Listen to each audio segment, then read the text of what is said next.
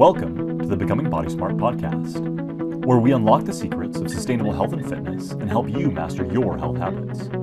If you're tired of quick fixes, generic blueprints, and chasing short-term results, you're in the right place. It's time to become Body Smart.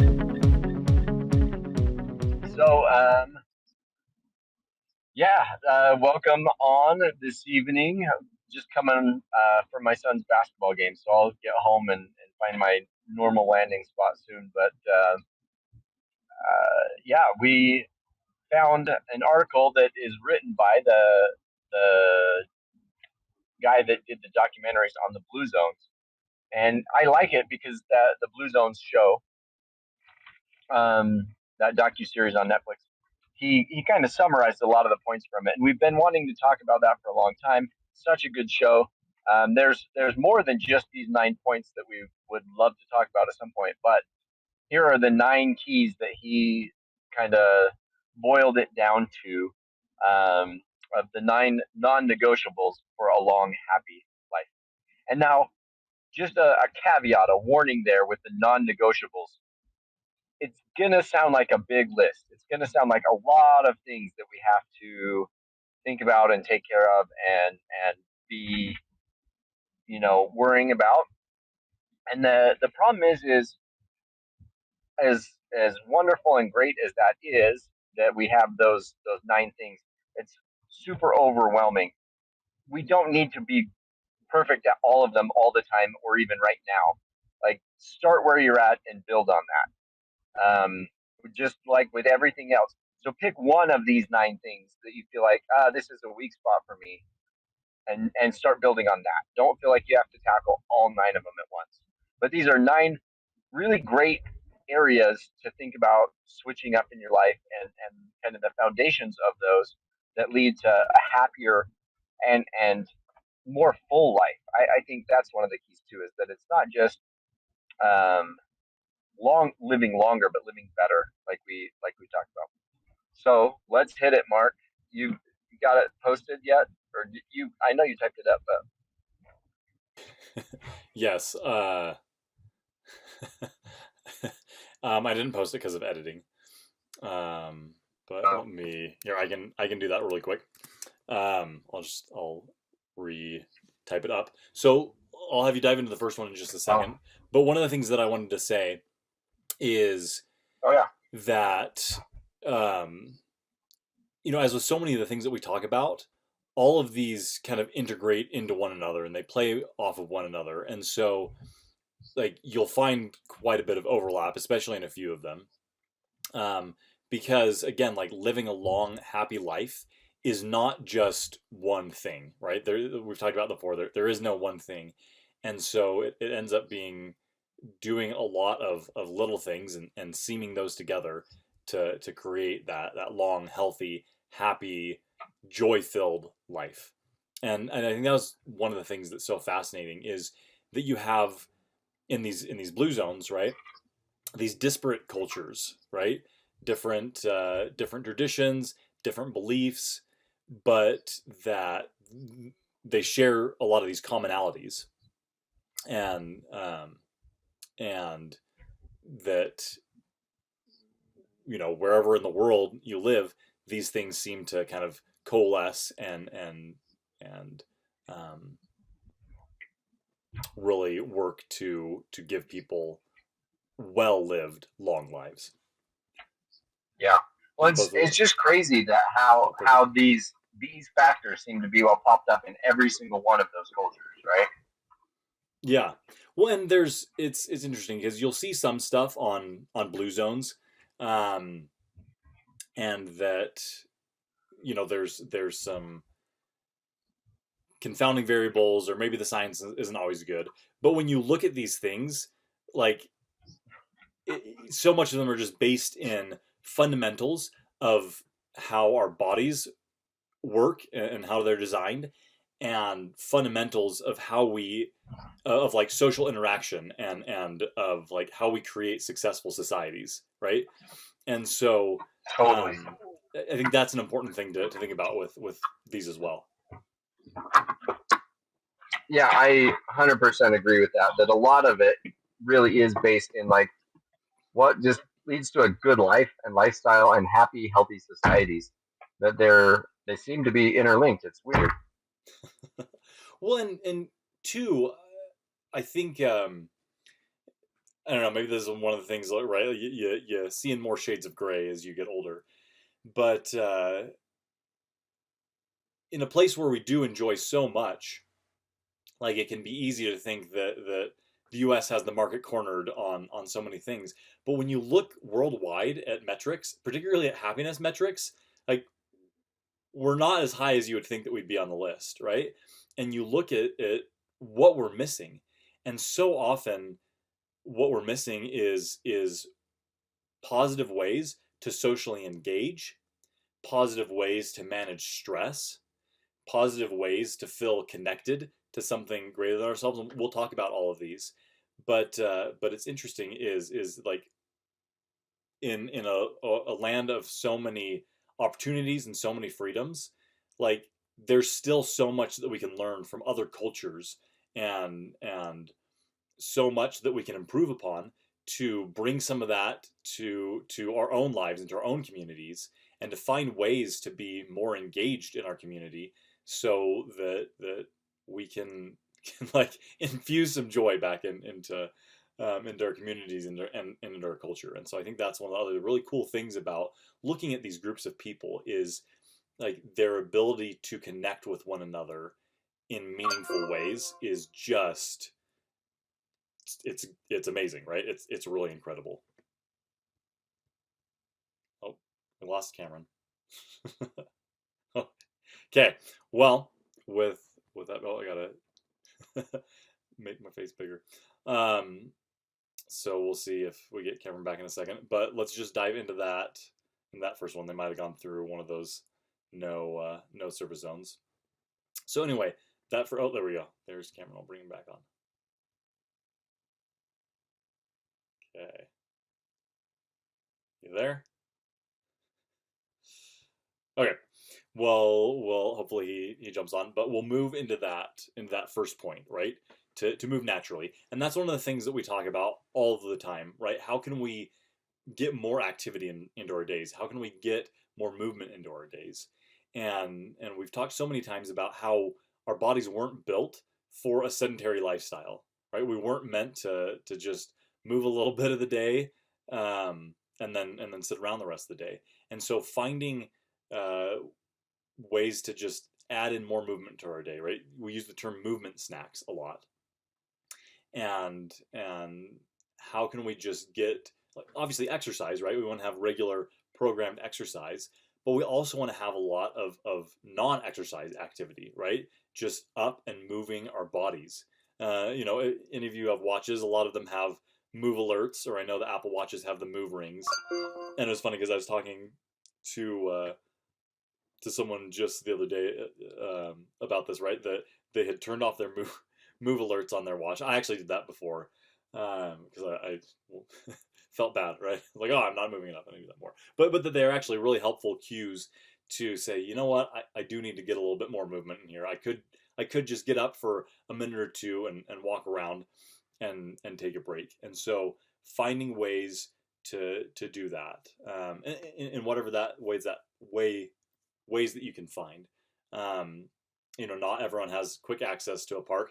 I feel like we have a kind of a glut of resources here in Utah that so many of us are so close to the mountains and it's a little bit easier to get out in nature. But obviously other people don't have that as easily. But you know what? I had a friend who is still cracks me up to this day. he well, first before I tell that, I want to drop in the comments. What are your favorite ways to move? Right? What are the best ways that you found to add a little bit more activity and movement into your day? Um, but had this buddy like he wasn't a big runner, hiker, or anything like that. He would but he was religious about this. It was so hilarious to me. He would run in place for like 20 minutes every morning, and more power to him. That was one of the ways that he found to move. Oh, let's see, Cameron's typing. Did you get disconnected? What happened to you, Cameron? Did you go out of reception? Yeah, so that is one of the, Cameron says, I like doing exercises in between each visit with a patient. And you'll hear him talk about that all the time, that that like he just does a few exercises every day, right? Little breaks that he has, he'll do some sets of bench, or he'll do some dips or some pull-ups, or something like that, right? Just little breaks throughout the day.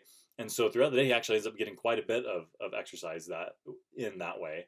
And so it doesn't always have to be all at once. I love that. So Nathan said run during my lunch break and eat at my desk. Camille said taking care of my dog. So all great ways to add a little bit more movement, and honestly to just break up the day. So I was actually reviewing our one of our stress modules earlier, and I just speaking of which, I'll post that in Geneva later. I dropped a new little handout to go along with one of the videos, but it was one of the ways to like a rapid de-stress tips, and one of them was kind of pattern interruption. Sometimes when we're in a stressful environment, just taking a momentary break and getting ourselves out of there, right? It can be simple as just, do we walk out the door? Do we go on a little walk or something to get ourselves out of that environment and kind of hit the reset switch on things? And so it can be really beneficial for our stress, for our emotions as well. Oh, I think I hear you, Cameron. Can you hear me now? I can hear you. Okay, I don't know what was going on, but all right. I was movement's awesome, and yeah. So the natural movement. One of the things that was really cool in watching the Blue Zone show when he talks about the natural movement is those people. It was just part of their lifestyle. So like he talked about the people in Okinawa, they didn't have furniture, so they sat on the floor, and so these 90 plus 100 plus year old people were getting up and down from the floor 30, 40 times a day. And so they just naturally were doing like full all the way down to the floor squats and all the way back up and things like that. Or they were farmers who just kept working and kept raising their sheep. And that, so their movement was just a natural part of their lifestyle. It wasn't that they necessarily did a lot of exercise per se. Some cultures did more, but it was just natural part of their lifestyle. And I think that's the key, is that we just move as part of our lifestyle. All right, we've got a lot of these to get through. There's a lot of points here. Yeah. So number 2 is purpose, that we have a specific purpose. Our ikigai, again, from Okinawa, that's what they call it. Or plan de vida, I think is what it was called, the life plan, or essentially the idea that you have a purpose to your life, that there's something that you are responsible for, or that you bring to the community, your role in the community. I think that's so important to feel like we still have a purpose or a role in our community as we age. I think so many older adults lose that and feel like, why am I even still around? Why? I've heard my grandparents even say that, like, I'm just taking up space. I'm just stealing people's air, things like that. And it's kind of sad to think about that they have gathered all this wisdom and life experience, but because they lack a purpose, a way in which they feel like they can contribute, they feel as though they're no longer meaningful in the community. And so having a purpose, a role in your community is so important as we age. One of my favorite quotes, it's kind of a sad quote, but it was by Henry David Thoreau, and he said, I'm paraphrasing, most people live lives of quiet desperation and die with their songs still inside. And that thought has always been so sad to me. And so finding our purpose, right? Having that why, being able to sing our song, whatever that looks like, not only adds a lot to our lives, but it enriches other people's lives, right? We are social creatures. We're meant to connect and to interact. And I mentioned this on a call before. So a few years ago, the Surgeon General said that loneliness is the next epidemic, right? Mm-hmm. And that basically, like, the tax of loneliness, it accrues over years, but on average, right, people that spend like have long periods of loneliness, right? Long periods of limited social connection, live on average 7 years fewer than those that do have regular social interaction, have connection, right? And so one of the ways to be able to connect with others and connect to something greater is having that purpose, right? Having that why, having that drive to share that wisdom and that knowledge and that experience, like Cameron talked about. And so, and it looks different for every person, right? Everyone's purpose is going to be a little bit different. What they feel they have to contribute, right? What do they bring to the table? But finding avenues to express that and to live that is a great way to add joy to your life and to other people's lives. Yeah. It really is, I think, a critical thing. All right. So downshift is next. And I don't know. I don't have a ton of thoughts on that one. What are your thoughts, Mark? I think it's just so have you ever heard it's like the parable of the Mexican fisherman or something like that?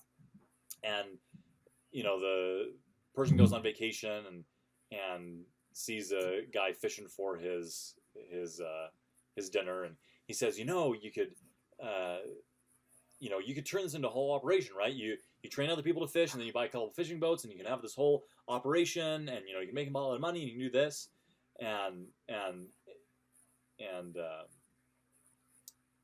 the fisherman asks the other guy, well, why?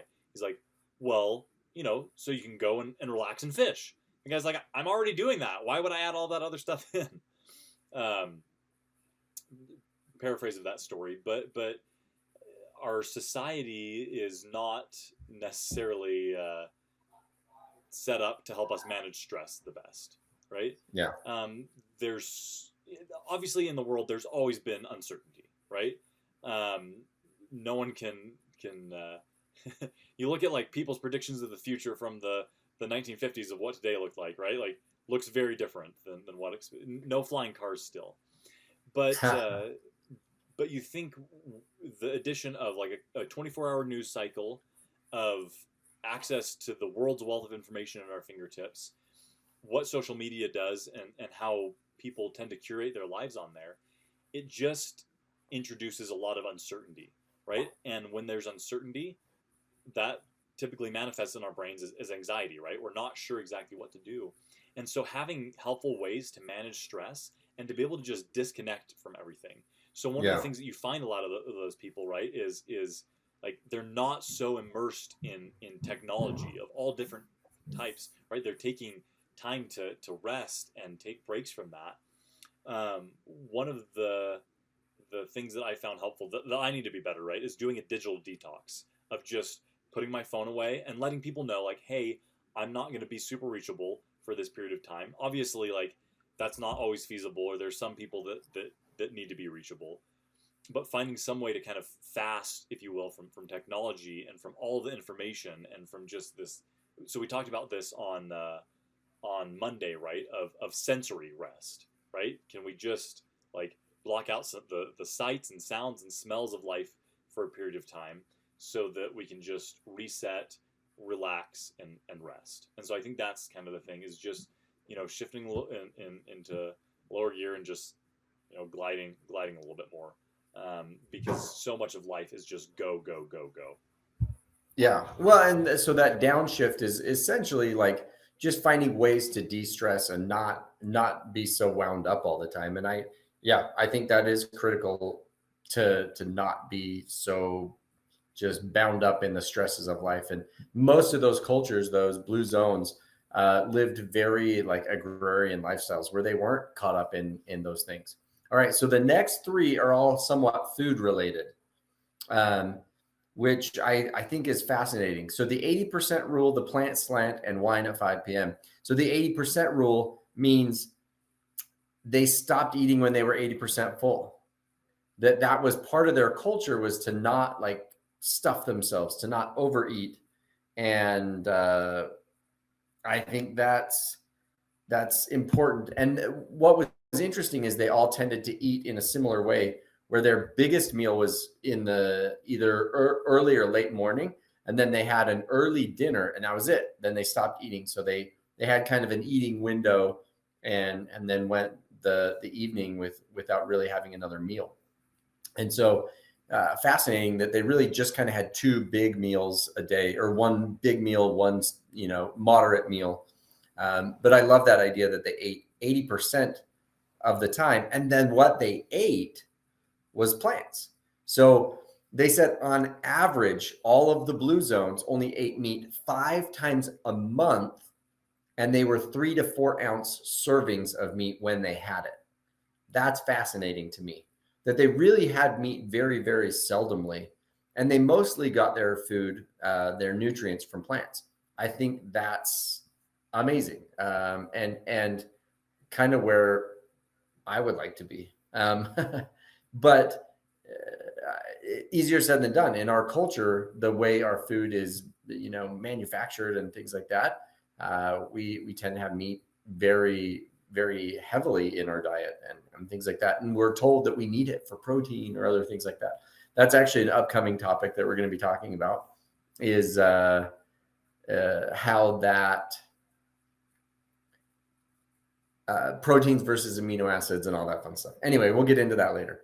But it's a good one. I'm excited to share more about that. And then the wine at 5 p.m. is, a glass of wine essentially every day, kind of to help wrap up the day and things like that. It's interesting because a lot of the science doesn't support that actually some of the most recent science in terms of its effects on your body would suggest that wine actually has deleterious effects, or at least not the protective effects that we once thought. And yet that ritual of detuning, de-stressing, and ending your day at 5 p.m. And that it's just funny that most of those cultures, it was around that time, around evening time, around dusk. They wrapped up their day, went and hung out with their family, and had meaningful time. And I think it probably has more to do with that than the wine itself. And the wine may have just been a helpful, social lubricant that allowed them to disconnect and relax. I don't know. Any thoughts on those 3, Mark? Yeah. So that is one of the interesting things that you'll see in a lot of nutrition research is you'll see this back and forth, like, this is healthy. No, it isn't. You should do this. No, you shouldn't.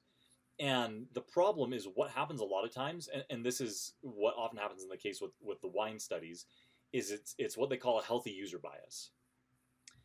People that drink like a glass of wine or 2 a few times a week typically are also the people that are like exercising regularly. They're eating fairly healthy, right? They have other healthy lifestyle habits and behaviors. They're not overindulging in anything, right? It's not like they're drinking a bottle of wine every night. It's typically, when you're looking at the people in these studies, it's maybe 1 glass a night, but usually like 1 to 2 glasses every few nights. And so they just tend to have an overall moderate approach to lifestyle, right? They're not overeating, they're not oversleeping, they're not overworking, Drinking, over exercising, or over drinking. And so that confounds a lot of the research. And so it's so interesting because you see, they're like interviewing people that are 90, 100 years old, and they're like, what's your secret? And they're they're like, I smoke 5 times a day and do this, or I ate only chicken nuggets, or whatever things, right? Like, genetics can definitely play a role into it, but when you look at like large groups of people, typically it's they're engaging in a lot of other healthy lifestyle behaviors. And so I'd agree with Cameron, is in this case, like, it's probably just the fact that they are like, they're leaving work at work, and they're being present with the people that they're with, right? And so it's just this idea of, when you like, not robbing from the people that you're with to think about or to spend time in the past or in the future. And so being present when you need to be present, I think it has a lot to do with that, and really making the effort to have meaningful social connection. Because I think that's easy, right? Life is stressful, and we get caught up in so many different things. And so sometimes the people that we're in front of that we really want to engage with, we don't engage in quite the way that we'd like, because we have so many things on our mind. And so again, like it probably is just a social lubricant and helps people to relax and actually let down their walls enough that they can really be themselves with other people. Um, and so I think that's that. Again, plant-based exercises. What you notice, these are whole plant food sources. One of the problems that you run into a lot of times with things like this is that people approach, they're like, oh, I need to eat a plant-based diet, but it ends up being a processed plant-based diet. And so really it's like the processed foods tend to be the problem. Um, and so if we can add more whole foods in, but especially plant foods, right, that just affect our body differently, they're digested differently, right, they have a lot more fiber with them. And so the way that the nutrients are interlocked in there and the way that it's absorbed and digested is just a little bit different than animal-based sources, and certainly processed food-based sources. Yeah. Yeah. So I think that is the key, is that they're eating actual plants.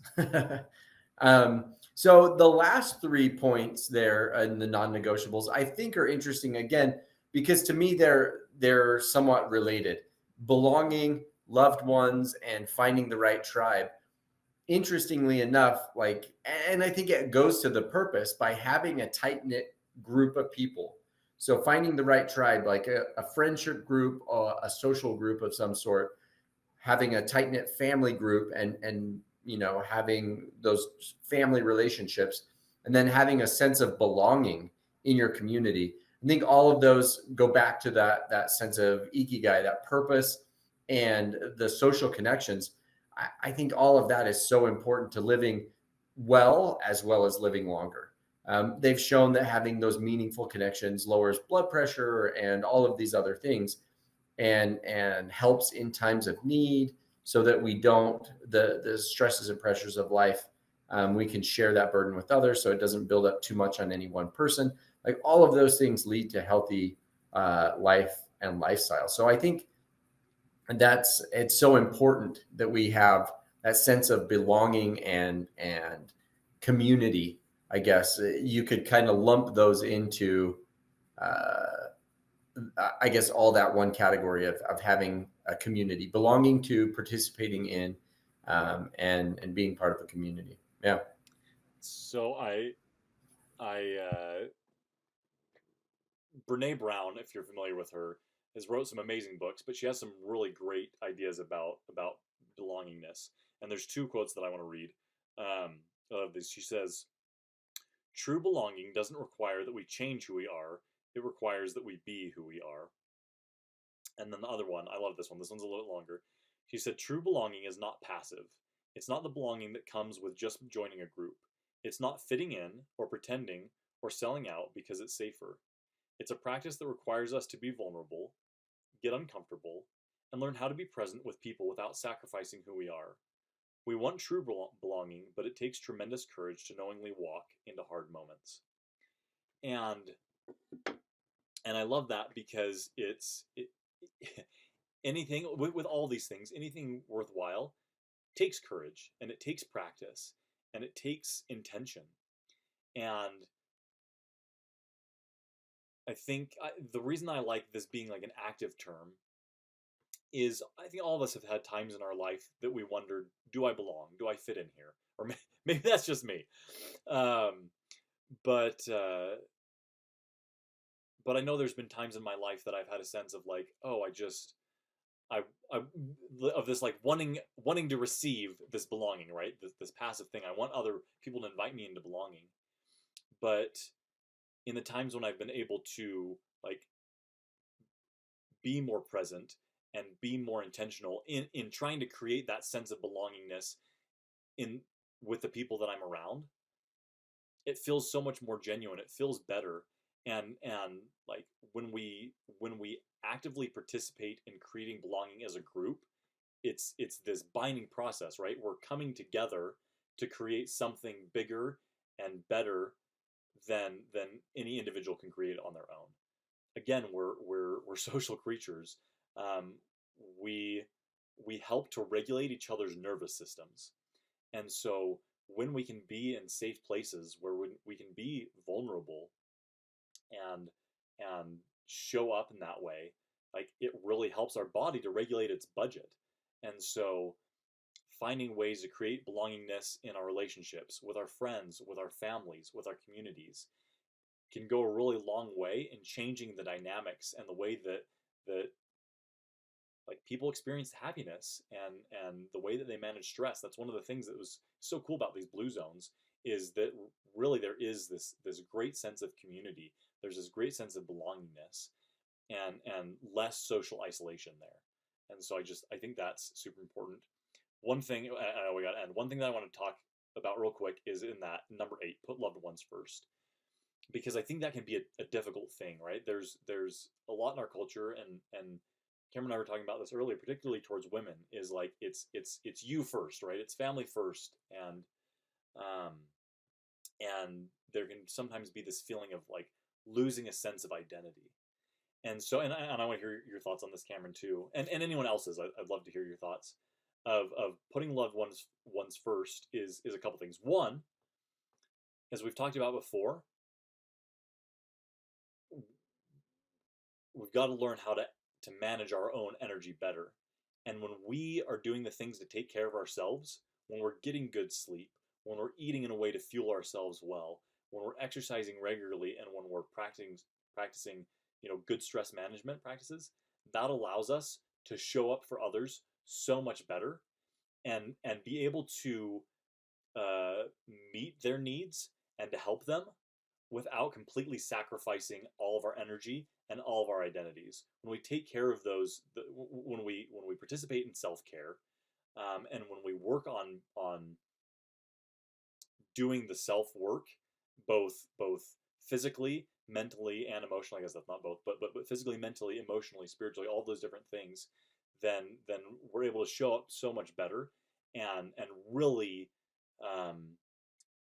connect with our family members, our friends, and serve them in the ways that they need. And I think this also includes just this ability to be present, right? Can I be my true, vulnerable, authentic self, and can I be with them when I'm with them? And as we improve in those things, people feel the impact of that in relationships. Like I can think of specific people who are really good at being present, and it feels so good to be there. And so, yeah, what are your thoughts on that, Cam? Yeah, I agree. I think that is the key, is being present, kind of where you're at, and being able to give everyone the time and attention and love and consideration that they deserve, or things like that, and including yourself. That taking time for yourself, in non-selfish ways, but in ways that help build you up. Again, it's so much about your energy, and it's important to do things that give you energy so that you can show up for those who you really love the most. And so, that concept of put loved ones first, it doesn't necessarily mean to your detriment. There's definitely self-sacrifice in that you're putting others' needs and the needs of the collective above your own to some degree, but not to the point where you're harming yourself. So that it's a fine line and a delicate balance there, for sure. You have to make sure that you're doing enough for yourself so that you're not harming those around you by not being whole. And so I think that's a key, to understand that if I don't take a time out for myself right here, I'm actually going to be more upset, more angry, more short-tempered, and less kind, less loving.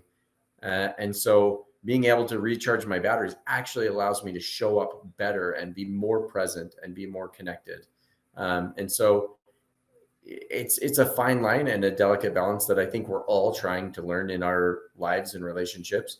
But don't do so much of putting loved ones first that we put ourselves dead last. And I think there are seasons to that as well, when we can focus a little bit more on ourselves, and when there's just not as much time for that, and we have to find creative ways of recharging those batteries. You know, I know like with teenagers, it can get pretty hairy sometimes. With young babies, you feel like you're in the trenches for a few years and things like that. And so it's a tough balance to find how the ways that you can recharge and be ready and present for your family and loved ones. But I think it's important. One last quick comment. As I was looking at that last one, right, finding the right tribe. I think this is recognizing and remembering that, like, one, we can't be all things to all people, and two, like, there's no one person that can be that for us. And so recognizing that, like, as part of finding a community and finding that sense of belonging in a community, right, loved ones and friends, you can meet one another's needs in different ways. I think all too often we feel like we have to be people's emotional support, their physical support, their mental support, or maybe some of us have made others that, right? Like, we're asking maybe too much of some of the people in our lives. And so considering that, like, how can I build more connections around me to support the weight of my needs? And how can I be that one of those people for someone else to help support the weight of their needs, so that we mutually benefit and that we share the burden as a community? I think that's one of the things that you know, like, our lives are so much different than they were for most of human history. You know, there's the phrase, right? It takes a village to raise a child. But for so much of human history, that's actually what life was like. We raised one another as communities, and everyone played a part and everyone helped out. And so often, like, family units become isolated, and a lot of the burden of caring falls to one or just a couple people, when in years past it fell to the whole community. And so recognizing that and trying to create that in little ways within your own family, with your neighbors and your friends and your own community, and that can help share the burden so that it's easier to live that long, happy, fun-filled life. Agreed. I think that is the key. And again, so many of those things overlap. But creating that community really is the key. And that's part of what we're trying to do here in our, you know, Body Smart community, is trying to build a place where people can feel connected and not only learn, but you know, have a place where they feel a sense of purpose and belonging and all those things. So hopefully you're getting some of that here with us here at Body Smart. So yeah, thanks for joining us on the call today. And yeah, looking forward to another call on Thursday. Thanks for listening to the Becoming Body Smart podcast. If you have questions, thoughts, or want to continue the conversation, reach out to us on our socials or join our community. Don't forget to subscribe, rate, and leave a review. It helps us bring you even more valuable content. Remember, sustainable health is a lifelong journey, and we're here to support you every step of the way. Live longer, live stronger, and become Body Smart.